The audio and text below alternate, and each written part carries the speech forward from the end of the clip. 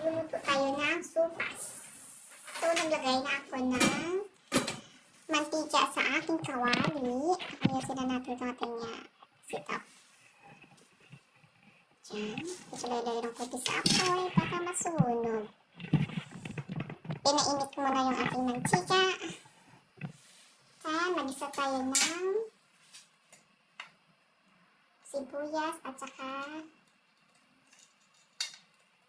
garlic. Sibuyas, garlic muna. Tapos isunod natin yung subang lakas ng apoy po yan ang itin.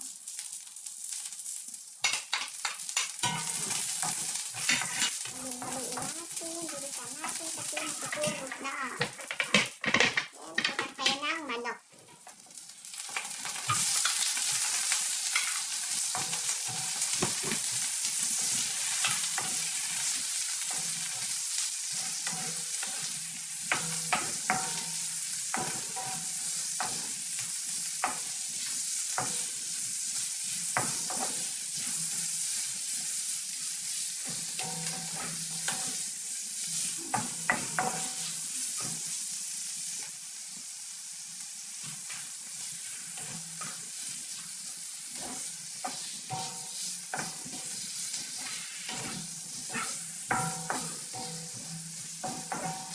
Hindi pa pala ako nakapagkape. Busy ako. Diyos ko. Yung laptop ko nakukonsumisyon na. Tagal mag-loading. Ang oras na kaya alas. Oh my God! Alauna na. Ayan, naglagay tayo na light soy sauce.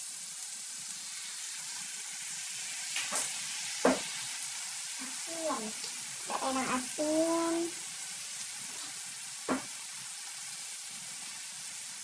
White pepper. Ayan. Ayan. Tapos, isabisang natin.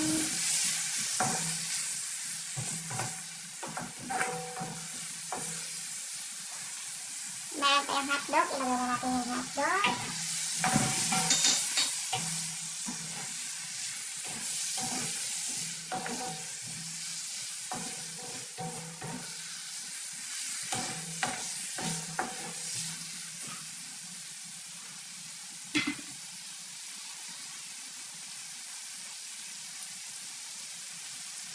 Malagay tayo ng Knorr chicken cubes.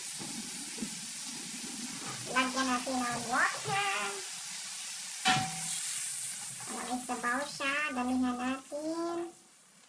Kasi yung supas kasi yung lutuin natin sa kailangan namin sabaw.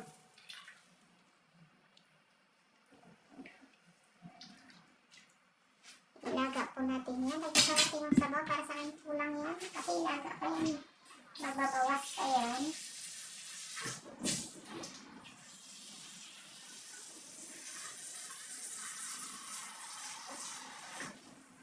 Lagyan natin ng konti.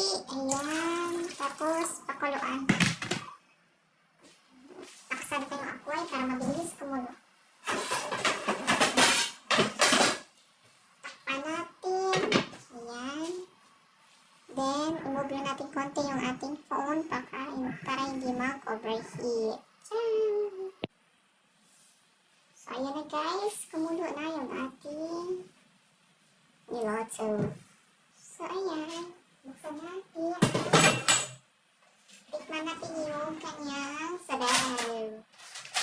Tama ba yung lasa niya? May kulang or what?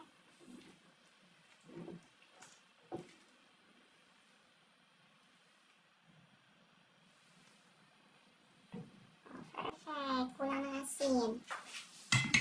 Lagyan ng konting asin. Konti lang. Mamaya.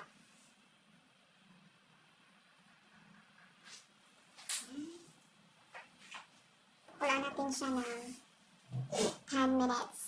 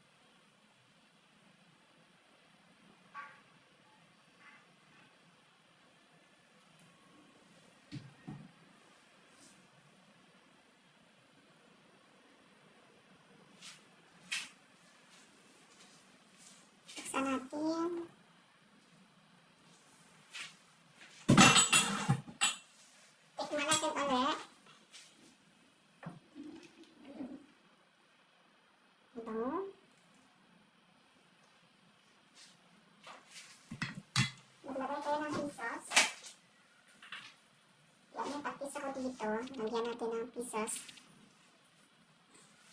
Para lalong may tumasa.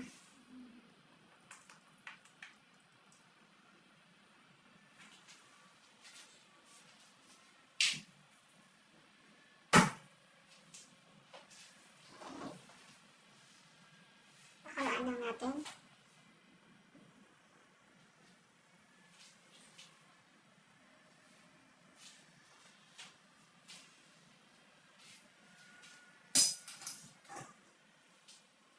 Maglagay tayo ng carrot. Yung carrot ko manipis lang, so mabilis lang itong matuto.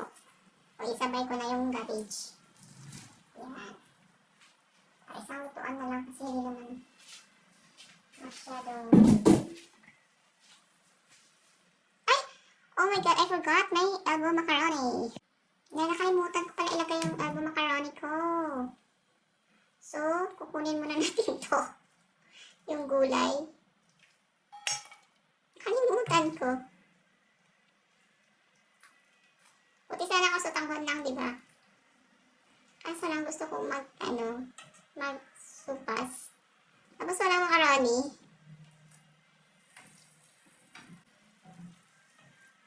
Pukulok ko rin to.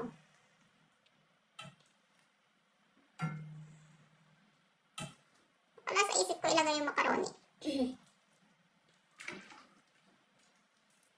Ano ba nangyari sa akin? At nakalimutan ko yung macaroni. So, yan na guys. Tanggalan natin. Maglagay na lang tayo ng macaroni.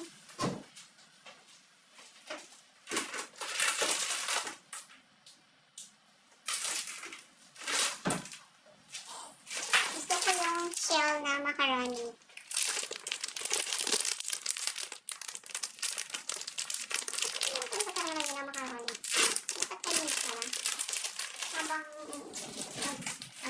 Kumukulo, nalagay natin. So, natin sa maliit na bowl para makita kung anong karami kayo natin.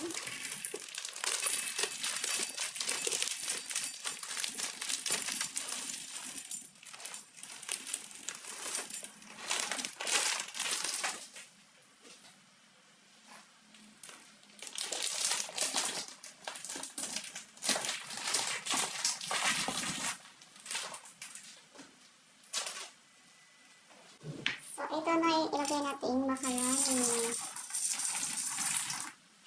Kanina, nakalimutan ko talaga.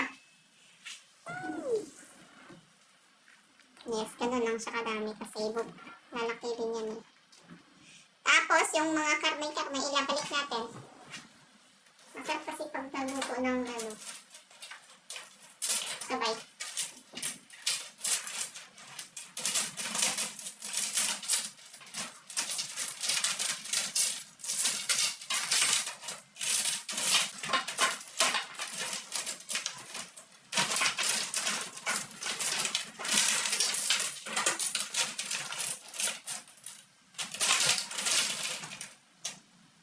Yan yung kasamahan ng ating mga dito pala sa kabila. So guys, so tingnan na natin yung ating macaroni or ito na ba or hindi pa. So, kailangan tikman natin ito bago natin ibalik yung ating vegetables. Ito na siya guys. Ibalik na natin yung ating vegetables na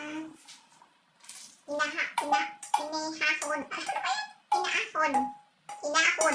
Kanina. Okay? Ayan guys.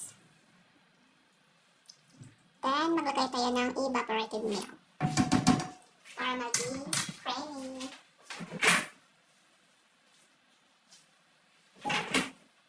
So, meron tayong evaporated milk dito.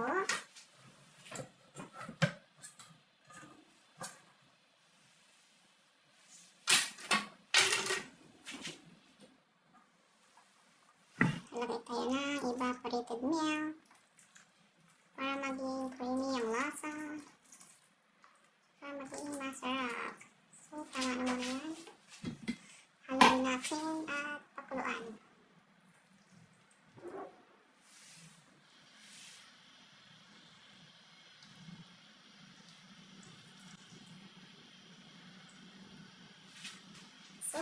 natin. Ayan. Ayun na guys, kumukulo na yung ating nalata. So, tikman natin yung sabaw ulit. Wow, supas na supas talagang lasa. Sarap.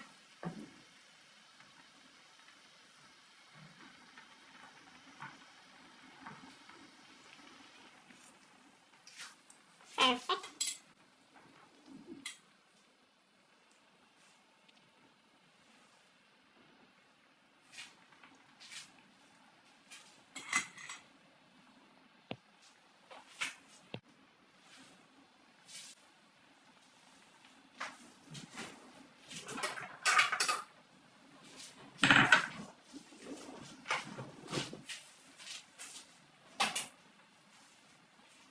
So, i-turn off na natin yung apoy guys. At saka mag-plating na rin tayo. Kasi luto na yung ating nilutong sopas. So, maglagay tayo sa ating bowl ng sabaw. Saka yung may macaroni. Dito ba? Ang init kasi. Teka nga.